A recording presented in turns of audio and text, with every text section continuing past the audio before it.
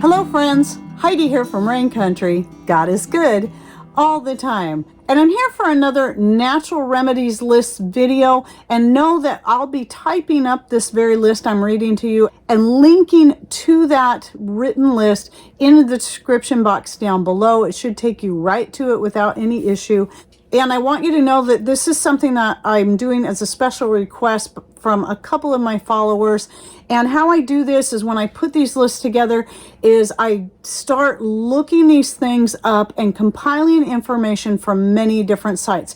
And no, I don't always think to save every single site that I go to link you back to, but if I have one in particular that I think is pretty thorough, I will put it in the description box. So anyway, I use various different sites. I use the NIH, I use natural websites such as Dr. Axe and more.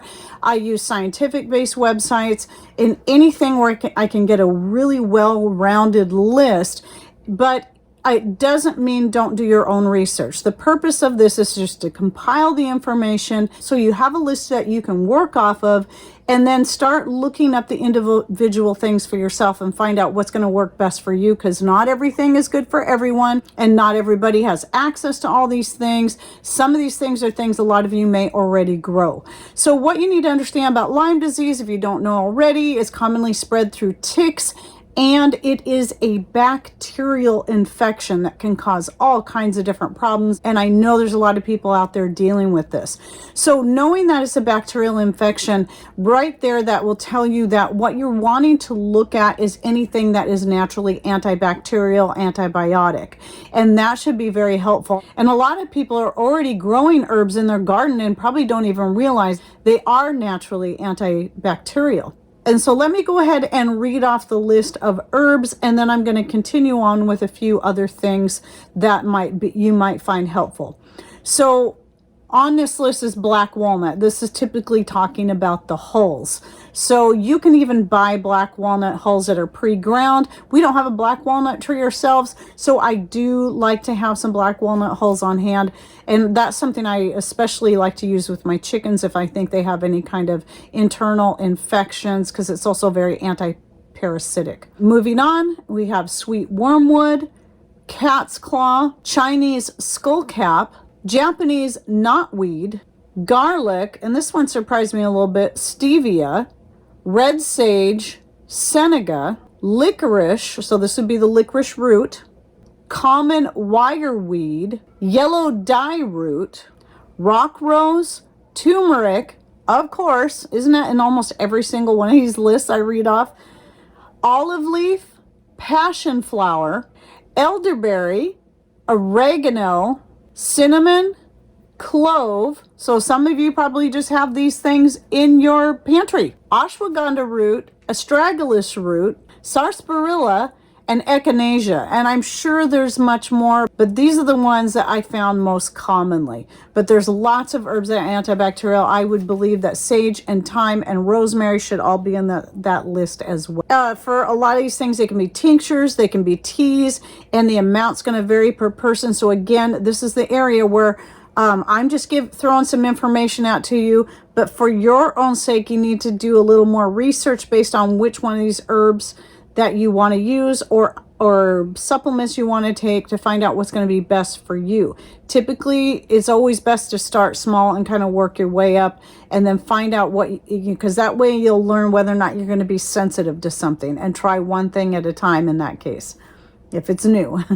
So other supplements would be magnesium, chlorella, alpha-lipoic acid, fish oil, B1, but I always recommend if you're taking any kind of B vitamins, take them in the form of their whole complex rather than taking a singular vitamin. So if you're taking a B vitamin complex, just make sure it's got B1 in it as well. Selenium in the form of Brazil nuts is a great way to take selenium. It's much harder to OD on selenium if you're taking it in the natural form, and that goes for any of these supplements. Collagen/gelatin. I actually have a lot of grass-fed beef gelatin powder on hand. I can use it for making gummies. I can add it to anything as a supplement. So this is something that can be very helpful when it comes to Lyme.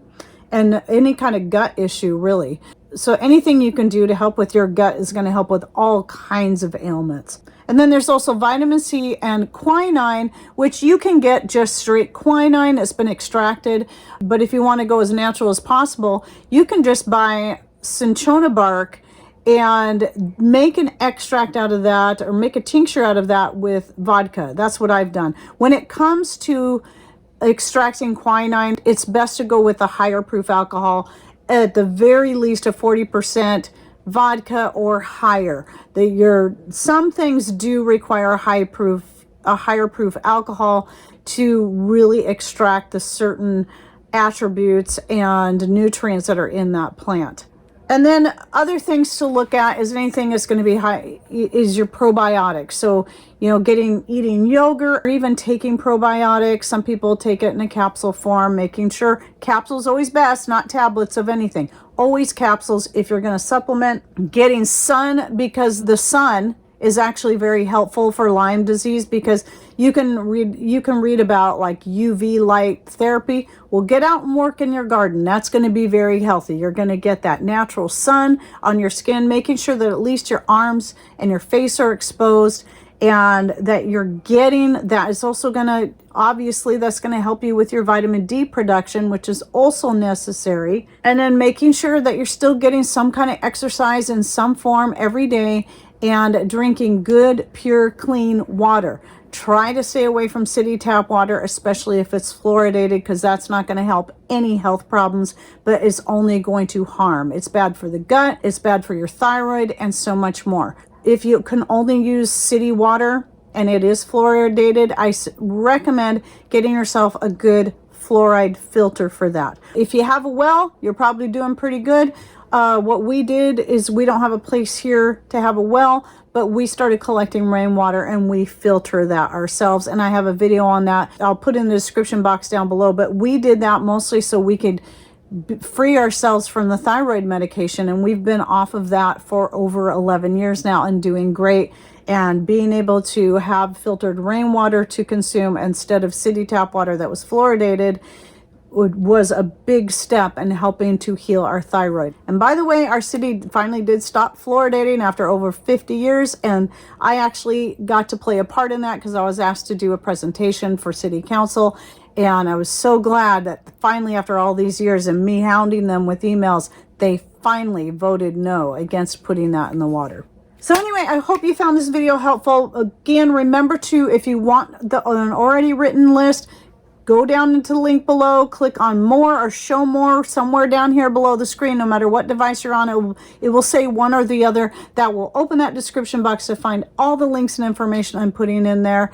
And also, I'll be putting the link to the full playlist that I've been putting together on these type of lists, because I have them out on many different topics. Some of them are just for, hair, healthy skin, helping to boost your energy, herbs and more to help with diabetes and cholesterol and high blood pressure, and much more. And I'm always coming up with more of these, so there'll be more coming down the road. And I also hope that you can find some other videos in that playlist that can be helpful to you. Oh, and also any other suggestions you would like to put that I didn't mention, put those in comments down below, especially if you've been dealing with Lyme disease. What natural things have really helped you? Please put your comments down below, because people need that information. It is very valuable. I've never dealt with it, so I have no experience, but those who have experience are going to have even more valuable information than what I can share just based on my research. All right, well, thanks for watching. Take care, and God bless.